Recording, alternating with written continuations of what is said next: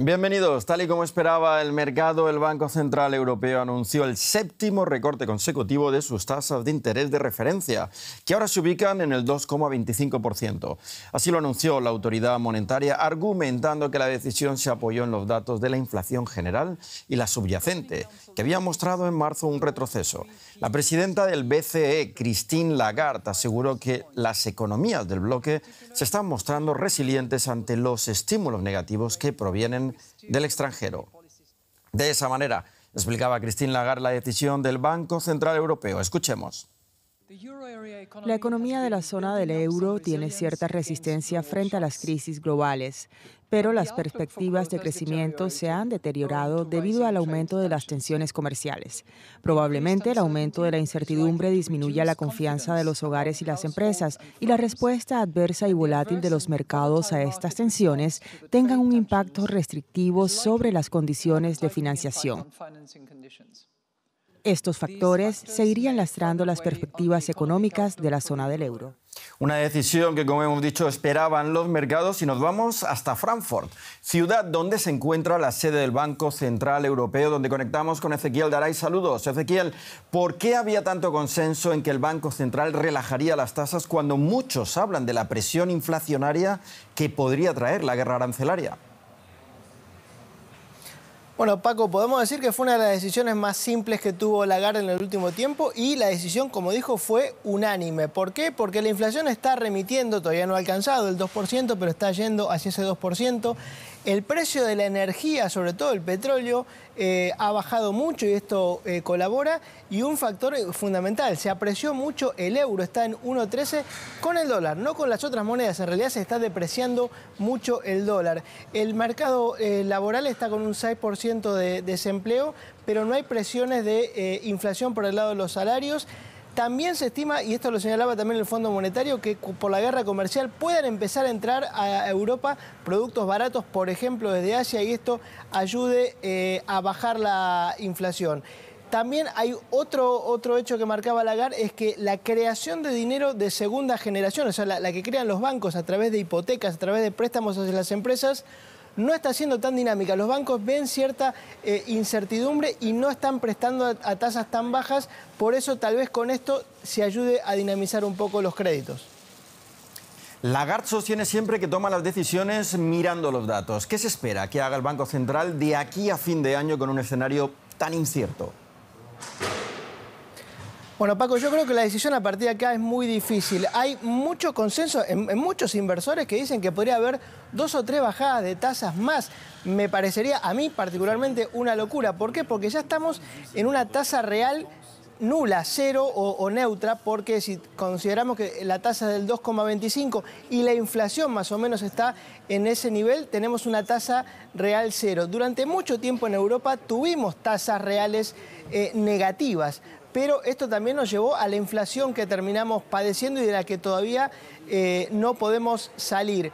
Además, tengamos en cuenta que los gobiernos van a empezar a tener una política fiscal expansiva para invertir, por ejemplo, Alemania en infraestructura, en defensa. Entonces, política fiscal expansiva mezclada con política monetaria expansiva podría llegar a ser un suicidio inflacionario que no creo que el Banco Central quiera tener. Y una cosa muy importante, van a evaluar todos estos conflictos comerciales, y también, que va a ser clave, si Europa responde o no a los aranceles de Trump. Esto va a ser clave para las próximas decisiones del Banco Central. Pues estaremos atentos. Gracias, Ezequiel, desde Frankfurt. Y Donald Trump arremetió este jueves contra el presidente de la Reserva Federal, Jerome Powell, tachándolo de demasiado lento en bajar los tipos de interés. Tras estas declaraciones, la presidenta del Banco Central Europeo, Christine Lagarde, expresó su apoyo a Powell. El presidente de la FED advirtió el miércoles que los aranceles que impuso Trump a casi todos sus socios comerciales podrían poner a la institución monetaria en la posición de tener que elegir entre abordar la inflación o el desempleo. Trump instó en repetidas ocasiones a Powell a recortar las tasas de interés, pero el Banco Central estadounidense adoptó una actitud de espera, manteniendo los tipos estables entre un 4,25 y un 4,5% desde principios de año. El mandato de Powell al frente de la FED terminará en mayo de 2026. El presidente Trump dijo por la mañana en su red social que el cese de Powell no puede esperar. Ana Nieto, ¿es posible que haya cambios al frente de la Fed? Trump ha echado a ejecutivos de otras agencias independientes y algunos despidos ahora están en tribunales. En el caso de la Fed hay un precedente judicial que se remonta a la época de Franklin Delano Roosevelt en los años 30 que impide que se eche al presidente de la Fed, pero es algo que puede cambiar con la actual mayoría conservadora del Tribunal Supremo. El presidente de la Fed dijo a principios de año que no se iría aunque se lo pidiera Trump. Fue muy firme en ello y puso la fecha de mayo de 2026 cuando acaba su mandato. Pero hoy en el despacho Oval Trump se ha reído, evitando la contestación directa cuando se le ha preguntado si estaba considerando echar al presidente de la Reserva Federal. Lo que sí ha dicho es que si tomara esta decisión, Powell se tendría que ir inmediatamente.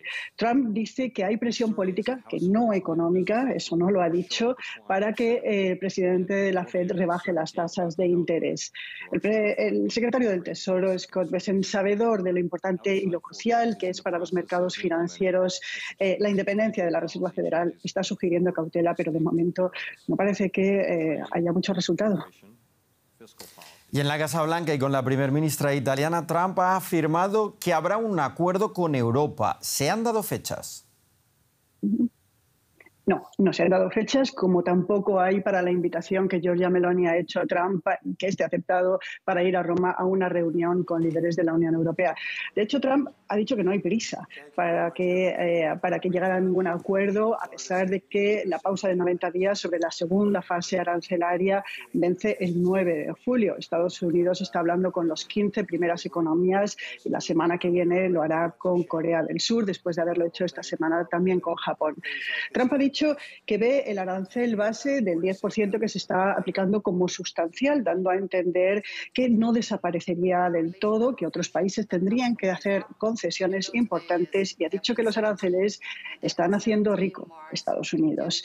Meloni ha dicho que quiere ayudar con el acuerdo a hacer Occidente grande de nuevo y que no puede negociar en nombre de la Unión Europea. Trump ha dado muchas señales de afinidad con Meloni, a pesar de que este país que tiene un déficit comercial con Italia de 44.000 millones de dólares, muy por debajo del de Alemania, pero muy por encima del de Francia y sobre todo de los 2.600 millones de España, por ejemplo. Muchas gracias, Ana, desde Nueva York. Gracias. Y si hoy ha sido Italia, ayer fue Japón quien inició conversaciones comerciales con Washington. Estados Unidos anunció que el secretario del Tesoro, Scott Bessent, y el representante comercial, Jamieson Greer, dirigirían las negociaciones. Pero el presidente Donald Trump apareció por sorpresa también en las reuniones. La delegación japonesa fue una de las primeras en reunirse en la Casa Blanca para negociar los aranceles. Ambas partes buscan llegar a un acuerdo comercial. El presidente de Estados Unidos, Donald Trump, se incorporó inesperadamente a las conversaciones y publicó que se habían logrado grandes avances. Para el ministro japonés de Revitalización Económica, Ryosei Akazawa, el diálogo fue constructivo. Ambas delegaciones debatimos abierta y constructivamente para alcanzar un acuerdo que será anunciado por ambas partes lo antes posible. La próxima reunión tendrá lugar este mismo mes y continuará a nivel ministerial y administrativo.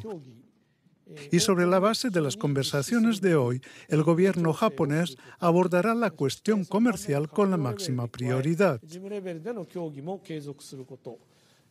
El primer ministro japonés, Shigeru Ishiba, se expresó desde Tokio muy diplomáticamente sobre las negociaciones. Y es que quiere llegar a un acuerdo lo antes posible. Por supuesto que no va a resultar fácil. Pero el presidente Donald Trump ha dicho que las negociaciones con Japón tienen la más alta prioridad. Creo que esta ronda de conversaciones ha creado una base para la siguiente fase. De momento continuarán las negociaciones. Japón tiene que pagar actualmente unos aranceles del 10% sobre los automóviles, el acero y el aluminio. Trump amenazó con un 25% y hasta ahora no ha sido posible lograr una exención de los aranceles. Según los analistas, Tokio podría ofrecer mayores compras de gas natural y material de defensa estadounidense, si bien el gobierno nipón aún no se ha pronunciado al respecto. Y la presidenta de México, Claudia Sheinbaum, y Donald Trump sostuvieron una conversación telefónica este jueves que fue calificada por Trump como muy productiva. La conversación se produce un día después de que Trump afirmara en una entrevista que México le tiene miedo a los cárteles del narcotráfico y ofreciera su ayuda para combatirlos. Trump anunció que castigaría a México y Canadá con un arancel del 25% por considerar que no hacen lo suficiente contra la migración irregular y el tráfico de fentanilo, aunque en marzo congeló su aplicación. Este miércoles, la Secretaría de la Defensa Nacional reportó que México y Estados Unidos disminuyeron en un 97% el número de cruces ilegales en la frontera. Y Google monopolizó el mercado de la publicidad en Internet. Así lo dictaminó este jueves una jueza federal de Estados Unidos.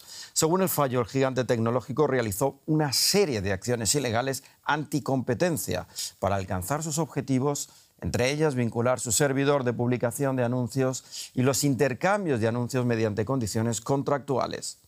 La jueza dio a la empresa un plazo de 7 días para presentar un calendario de medidas correctivas. Por su parte, Google advirtió que recurrirá a la sentencia. Sin embargo, la nueva administración de Donald Trump podría dar un giro de 180 grados a este caso, ya que el mandatario republicano sugirió en octubre, en plena campaña electoral, que no era partidario de fragmentar Google, ya que según él esto afectaría a Estados Unidos en la escena internacional. Y hasta aquí la economía. Ya saben que pueden seguir estas y otras noticias en nuestras redes sociales. Hasta la próxima. Gracias.